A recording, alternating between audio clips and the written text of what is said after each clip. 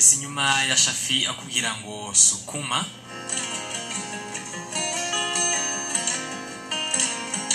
nari maze kukubwira ibyagiye biranguye umunsi mu mateka bigiye bitandukanye twagiye tuganiraho.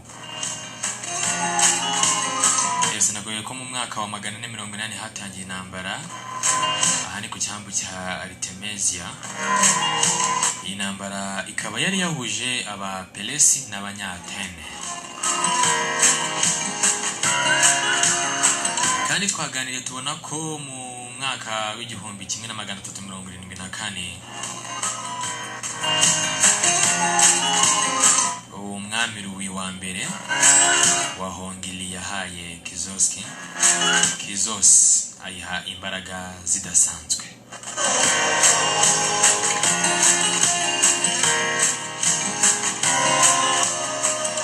Mu mwaka w'igihumbi 1549 twabonye ko Papa Paul wa gatatu yasubitse inama yahuzaga abayobozi ba Kiliziya, ariko abayobozi ba Kiliziya Gatolika abangaba bashyiragaho amategeko n'amabwiriza agenga Kiliziya nyine.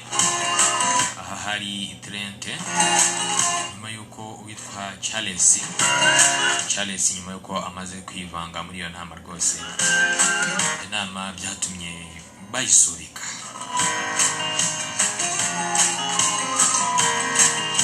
Naho twabonye ko mu mwaka w'igihumbi 1630 Boston umujyi wa Boston aribwo washinzwe. Ahari nyuma y'imyaka 5 utuwe ariko utarashakirwa izina, nta kindi kintu kidasanzwe urakorerwa, abaribwo uza kwitwa gutya.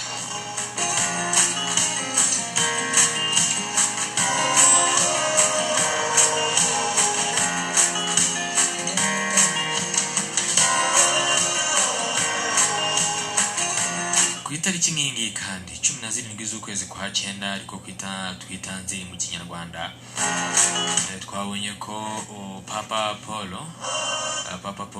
twabonye Tokugawa. Uyu Tokugawa yabaye umwami w'Ubuyapani mu mwaka w'igihumbi 1786.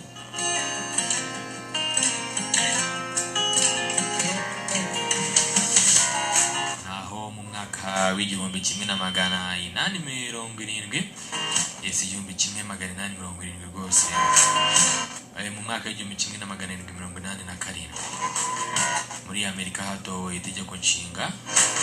Itegeko ryari riyobowe na perezida wariho Thomas Jefferson.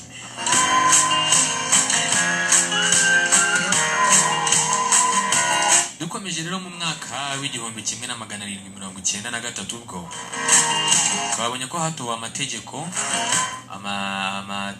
ahana abakekwagaho amakosa atandukanye mu mpinduramatwara y'Ubufaransa.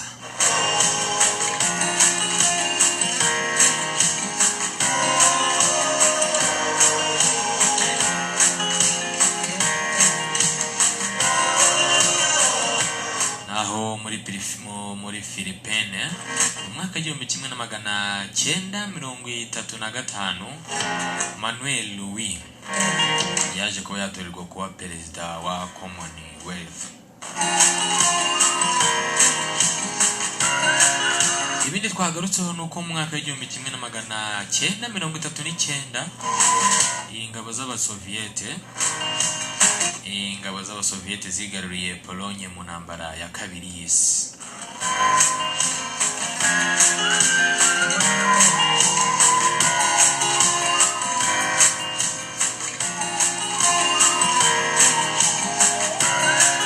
Twabonye ko Folke Bernadotte yari umuhuza w'amakimbirane hagati ya Israel na Palestine, gusa akaba yarakomokaga muri Swede. Uyu mugabo yicirwa imbere ya Yerusalemu, yicwa n'uwitwa Lehi. Naho mu mwaka w'igihumbi 1980 ho Anastasio Somoza we twabonye ko yahoze ari umunyagitugu muri Nicaragua, yaje kwicwa n'igisasu cyari giteze mu modoka ye. Aha byabereye ni Asunción muri Paraguay nyine niho byabaye. Naho tariki 17 Nzeri mwaka 1981 twabonye ko urubanza rwitwa Rizinde hamwe n'abagenzi be 46 bose aba baregwaga hamwe. Urubanza rwatangiye mu Ruhengeri niho rwatangiriye umwaka w'1981 nyine. Umwaka w'1991 twaganiriye kuri Korea zombi ku ntambara zabo zigiye zitandukanye. Izi Korea zombi rero Loni yaje kuba yazemera nk'ibihugu byigenga mu mwaka w'1991 nyuma y'amakimbirane n'ubu ngo bivuga ko atarashira neza.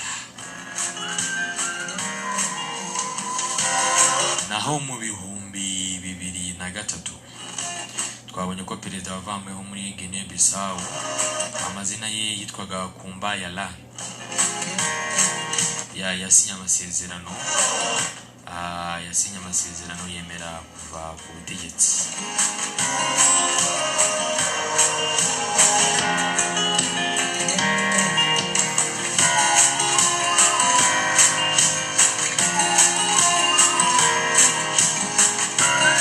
Mu mwaka w'1997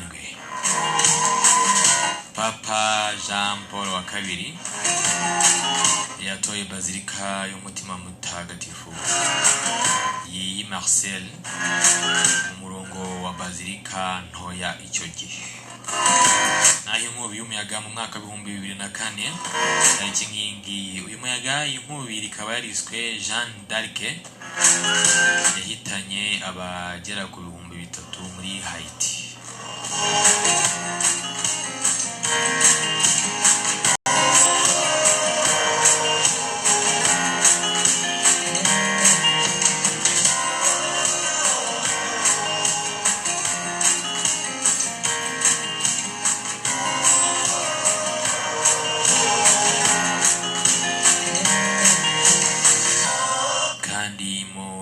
Ibihangange byavutse cyangwa se ku bantu babonye izuba ku itariki nkingi twabonye witwa Charles wa gatatu.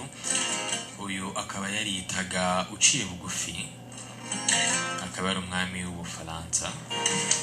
Ko yaje gutanga tariki ya 7 Ukwakira mu mwaka wa 1929. Charles rero akaba ari bwe yabonye izuba mu mwaka wa 879 nyuma nyine atanga tariki 7 Ukwakira mu mwaka wa 1929.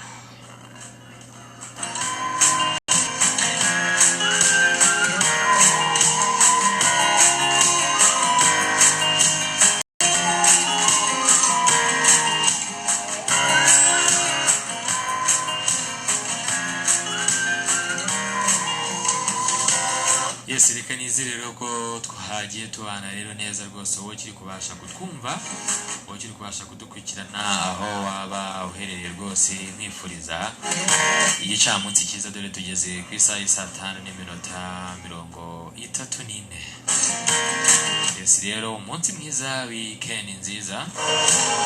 Ubu abenshi mwamaze gutegura, mwamaze kubona plot birumvikana zo ku mugoroba.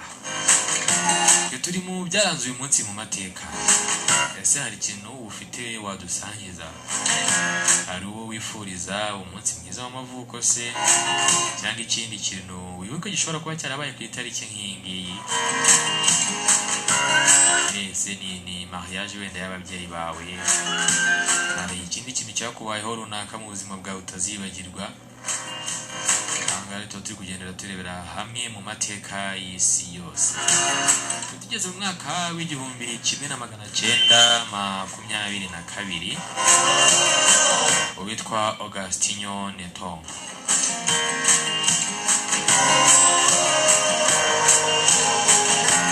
Uyu Agostinho Neto rero ni umusizi, akaba yarabaye na perezida wa Angola.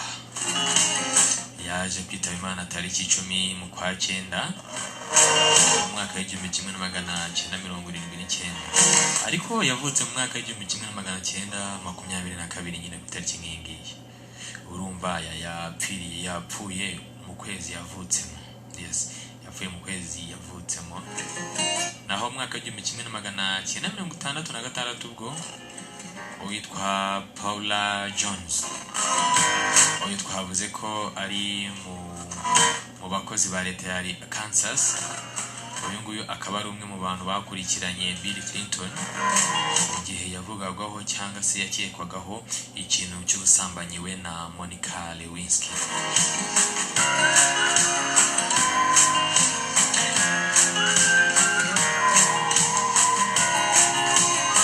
Yes, naho bimwe mu bihangange byatabarutse ku itariki nk'iyingiyi rero. Urumva buriya tugira ubuzima bumwe gusa, hari ukuvuka, then you live, hanyuma y'igihe runaka Imana ikakubwira ngo ngwino mwereka ahantu uba uturije, dore ibyawe warabikoze byose warabirangije. Aribwo rero mu mwaka w'igihumbi kimwe na magana atandatu mirongo itandatu na gatanu Philippe wa kane yari umwami wa Espagne kuva mu mwaka w'igihumbi kimwe na magana atandatu makumyabiri na rimwe kugera mu mwaka w'igihumbi kimwe na magana atandatu mirongo itandatu na gatanu.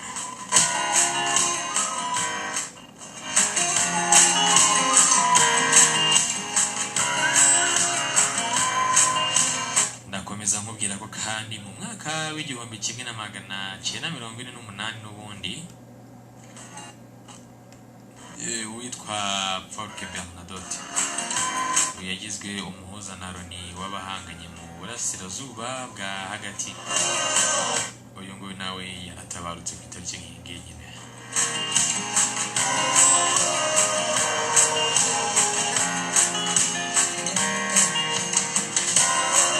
Undi mugabo yitwa Anastasio Somoza.